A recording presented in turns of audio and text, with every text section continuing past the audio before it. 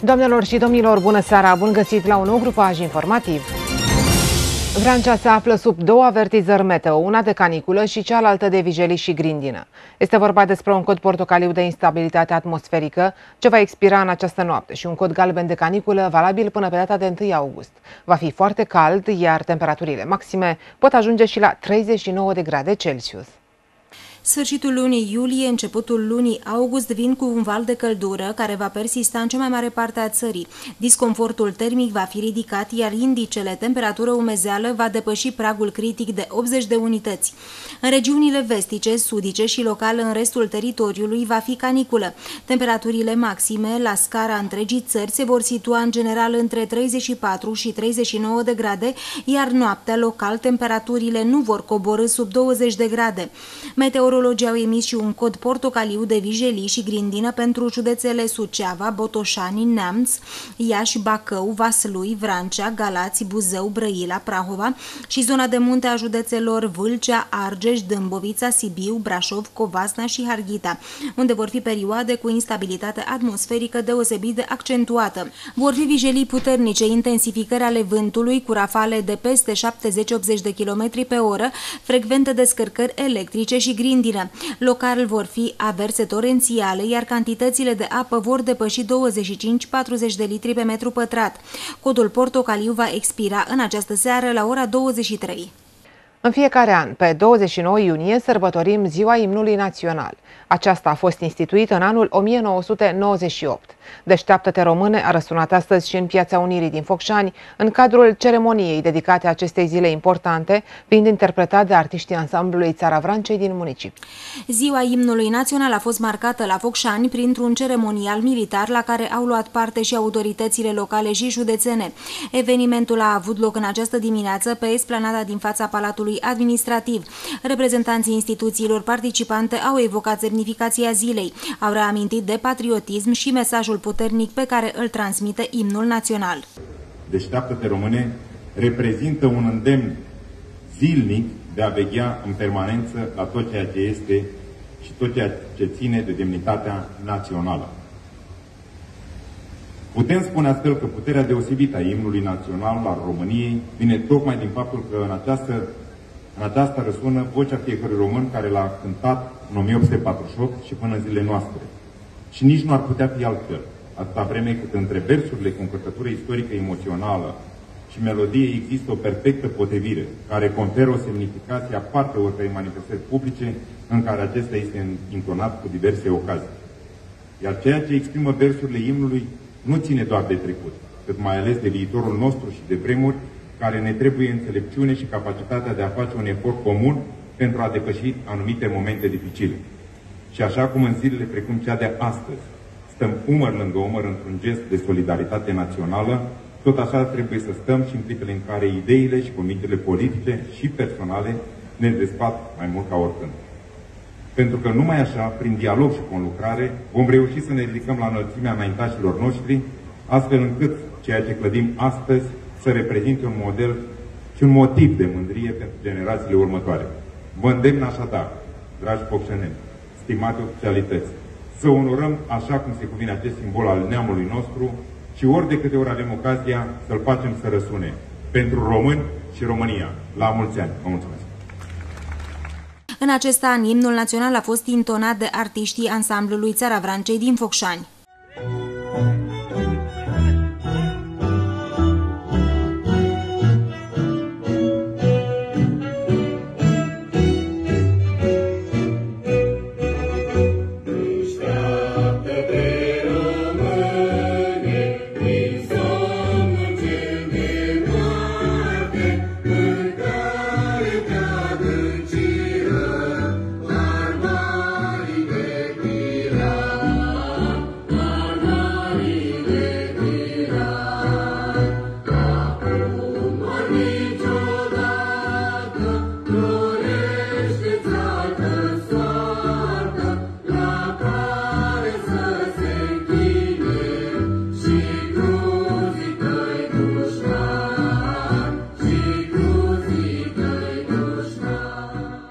Pe 29 iulie 1848, în Parcul Zăvoi din Râmnicu Vâlcea, după citirea noii Constituții, un grup de tineri condus de Anton Pan a cântat pentru prima dată imnul Revoluției Pașoptiste, Deșteaptă-te române, pe versurile poemului patriotic, un răsunet scris de Andrei Mureșanu.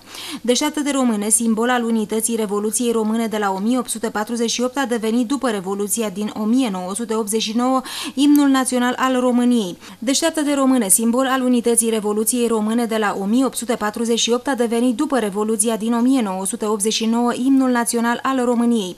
Prin decretul lege numărul 40, publicat în Monitorul Oficial al României numărul 15 din 25 ianuarie 1990, această prevedere fiind menționată și în Constituția României din 1991. Ziua imnului național a fost instituită în anul 1998 prin legea numărul 99 din același an. Consilierii județeni s-au întrunit astăzi în ședință extraordinară. Pe ordinea de zi a fost un singur proiect, respectiv predarea către Ministerul Dezvoltării prin Compania Națională de Investiții a amplasamentelor și asigurarea condițiilor în vederea executării obiectivului de investiții, refacere pod din beton armat pe drumul județean 205D, peste râul Zăbala, localitatea Prahuda, comuna Paltin. Proiectul a trecut cu unanimitate de voturi. Stimați consilieri județeni, avem un singur punct pe ordinea de zi, proiectul de hotărâre, după cum bine știți anterior, și anume predarea către Ministerul Dezvoltării, Lucrărilor Publice și Administrației prin Compania Națională de Investiții CNI SA a amplasamentelor și asigurarea condițiilor în vederea executării obiectivului de investiții refacere pod din beton armat pe DG 205D peste părâul Zăbala, localitatea satul Prahuda, comuna Paltin, județul Vrancea. Stimați colegi, dacă sunt intervenții, între timp înțeleg de la aparatul tehnic că s-a conectat și domnul consilier județean Marin Laurențiu, îi urăm o zi frumoasă. Deci suntem 28, așadar revin la întrebare dacă sunt observații pe marginea proiectului de hotărâre menționat. Înțeleg că nu, vă supun spre aprobare așa cum a fost prezentat. Cine este pentru? Este cineva împotrivă? Se abține cineva? Vă mulțumesc, unanimitate. Să nu uitați că astăzi este ziua imnului național, așa că este o zi foarte importantă și pentru România, dar și pentru noi, pentru că tocmai predăm la CNI această viitoare investiție care trebuie să se finalizeze cât mai repede. Vă mulțumesc! Un pacient internat pe secția de chirurgie a Spitalului Adjud a decedat după ce a forțat ușa scării de evacuare de la etajul al doilea, de unde a căzut în gol.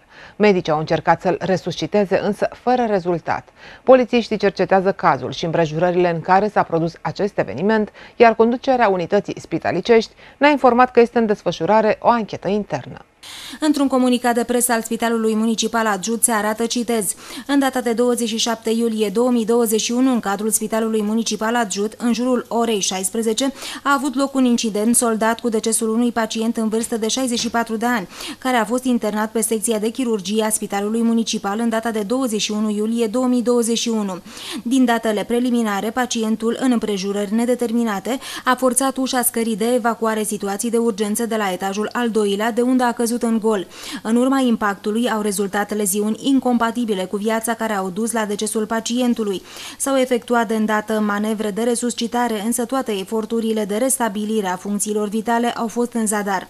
În această cauză s-a deschis o anchetă a poliției, inclusiv internă, pentru a stabili împrejurările în care a avut loc nefericitul incident. Transmitem pe această cale sincere condoleanțe familiei. Am încheiat citatul. În luna august, artiștii ansamblului Țara Vrancei din Focșani vă invită la popasuri folclorice prin cartierele municipiului.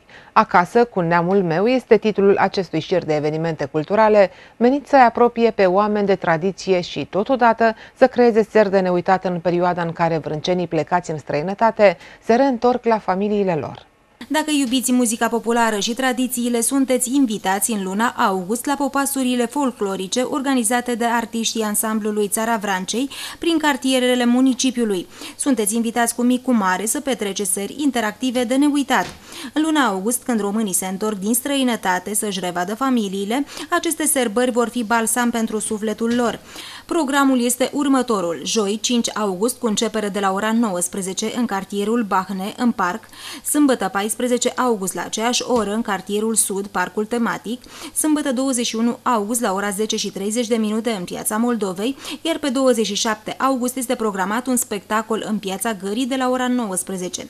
Șirul acestor evenimente intitulate Acasă cu neamul meu se încheie pe 31 august cu un recital în grădina publică la Foișor.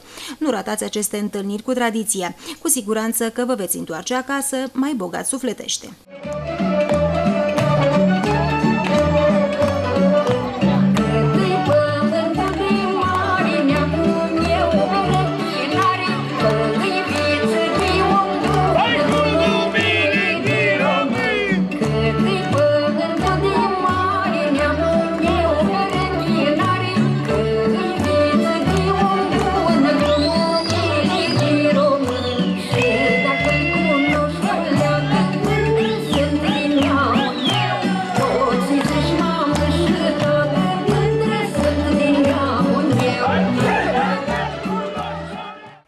Descoperirile arheologice de pe platoul Dumbrava de la Bârsești sunt expuse în această perioadă la Muzeul George Severeanu din București. Elementul de forță al expoziției îl constituie statuia de piatră descoperită în urmă cu 70 de ani de arheologul Sebastian Morinț, în județul nostru. Expoziția din capitală poate fi vizitată până pe data de 12 septembrie.